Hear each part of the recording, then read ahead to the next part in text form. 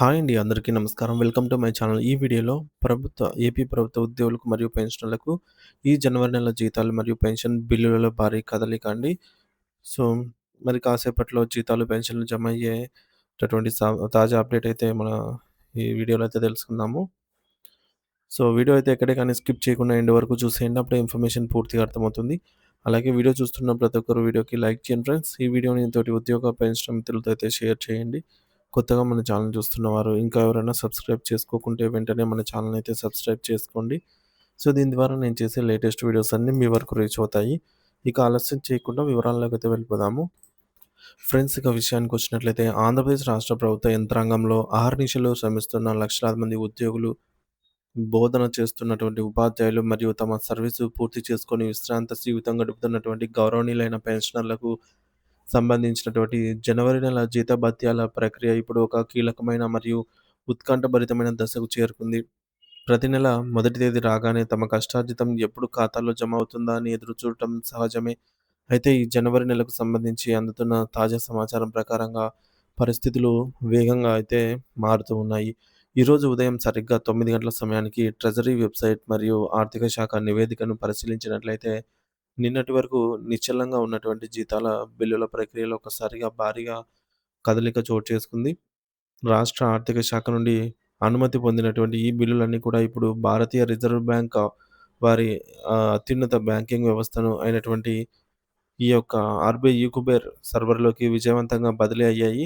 సాధారణంగా బిల్లులు ఈ కుబేర్‌లోకి వెళ్ళాయి. అంటే రాష్ట్ర ప్రభుత్వం తన వైపు నుంచి చెల్లించాల్సిన అన్ని రకాల ప్రక్రియలను పూర్తి చేసి నిధుల పంపిణీ కోసం రిజర్వ్ బ్యాంకుకు తుది అనుమతులను కూడా జారీ చేసిందని అయితే మనం అర్థం చేసుకోవాలి.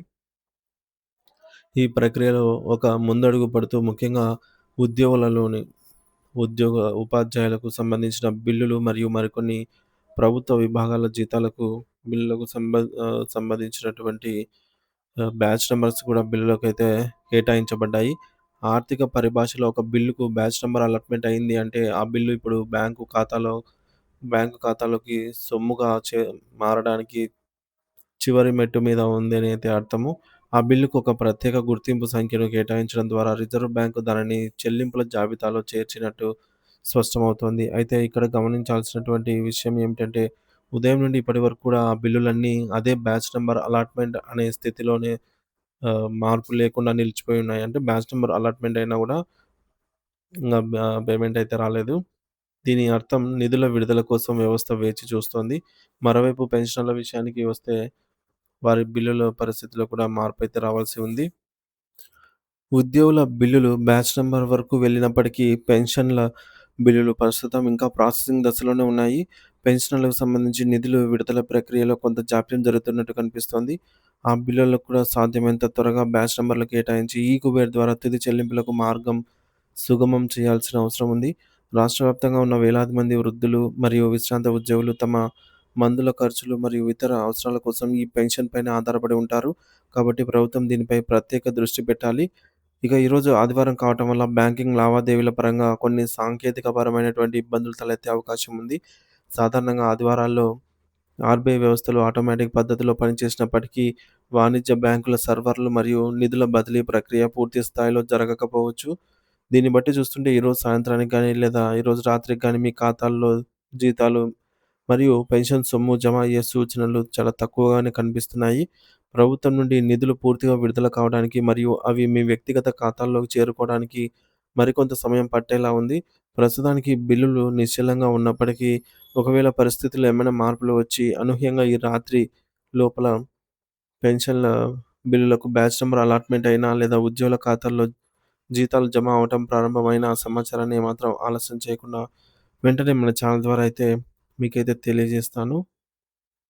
సో, ఇప్పటికి ఏ ఏ ప్రాంతాల వరకు బ్యాచ్ నంబర్ అలాట్‌మెంట్ అయ్యాయో క్షుణ్ణంగా అయితే చూద్దాము. మొదటగా శ్రీకాకుళం జిల్లాతో పాటు ఏపీ క్యాపిటల్ రీజియన్ అయినటువంటి మంగళగిరి, విశాఖపట్నం నగరం, అనకాపల్లి, పాడేరు వంటి ప్రధాన ట్రెజరీ పరిధిల్లో ఈ యొక్క బ్యాచ్ నంబర్ అలాట్‌మెంట్ అయ్యే ప్రక్రియ పూర్తయింది. అదేవిధంగా చోడవరం, సీతమ్మధార, అరకు, నర్సీపట్నం, మాడుగుల, యలమంచిలి మరియు కాకినాడ వంటి ట్రెజరీ పరిధిలో పెన్షన్ల బిల్లులు కూడా ఇప్పుడు బ్యాచ్ నంబర్ స్థితిలోకైతే మారాయి.